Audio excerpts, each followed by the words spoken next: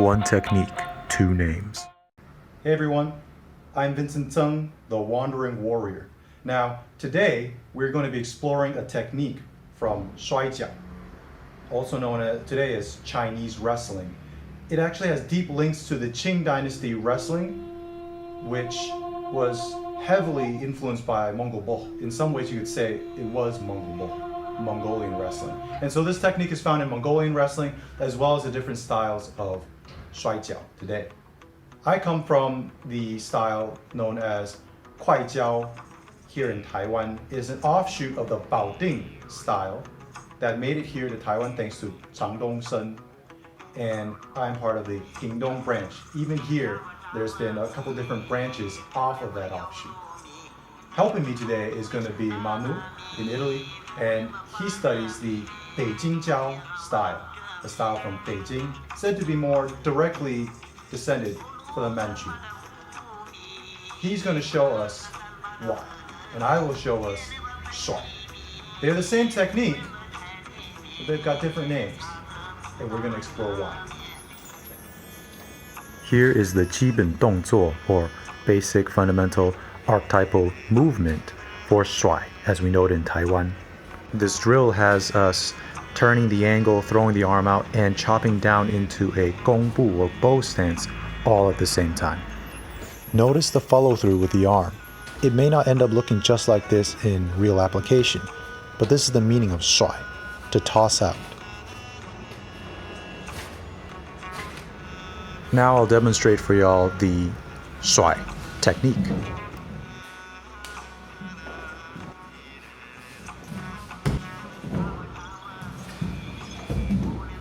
The handwork and the grips may vary, but fundamentally the technique stays the same. Use your thigh to 撞 or smash their 大腿, their upper leg, and make sure you 甩出去, toss them out. By pulling with the other arm, twisting and turning your shoulders and head while you strike their leg and toss them outwards, you throw them to the ground. All right, so that was Shuai, as we know it in Taiwan. Now, Manu is going to show you what, as they know it in Beijing.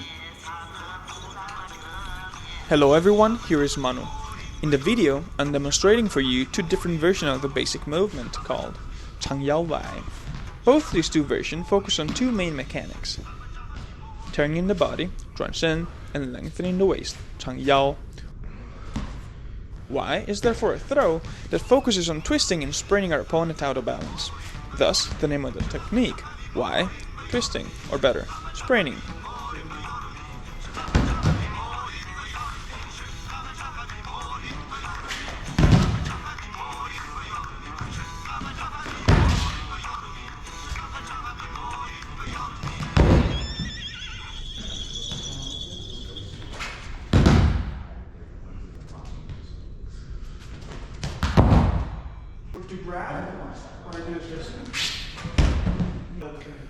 What you can see here are just few of the numerous ways to execute Y. However, no matter the grip, it is possible to summarize few key points in the execution of the technique. First, tightening the lower hand, 紧低手. Second, entering with your hip, 紧胯. Third, lengthening the waist, 长腰. Fourth, turning your face like a whip, 变脸. Notice the difference in the emphasis with the 基本功, the fundamental practice. Shuai means to toss something out, like a big, heavy bag of trash. Boom, right? And so the 基本功 that I was taught reflects that, sending it out. Y has a different meaning, and I'm gonna let Manu explain that to you. Hi guys. So, Y. Y is one of the most important techniques in Chinese wrestling. It's a core technique. It's one of the first that you have to learn and probably one of the most difficult to master, but extremely useful. Y in Chinese means to twist or to sprain, like when you sprain your ankle. You put your foot down and twist. Well, that exact idea is what we want to have during the technique. There's a little bit of a difference between how I train Y from the Beijing style wrestling and how Vinny trains it. Well, this doesn't mean that the two are different techniques. It just means that they have a little bit of a different, let's say, flavor.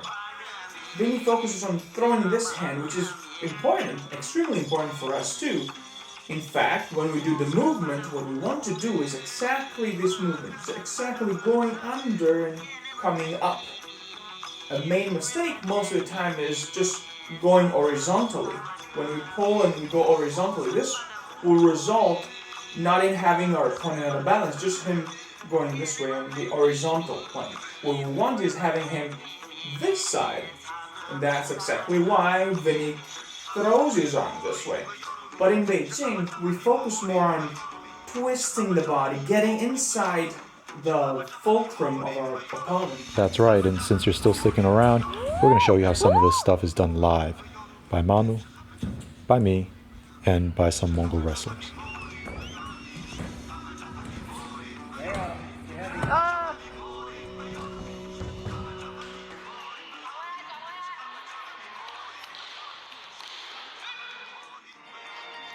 I'm no expert in Mongol wrestling, but I've heard the term tongro for this move, as well as the tactic hanbro. The Manchu name for Y may be murimbi, though we need to confirm.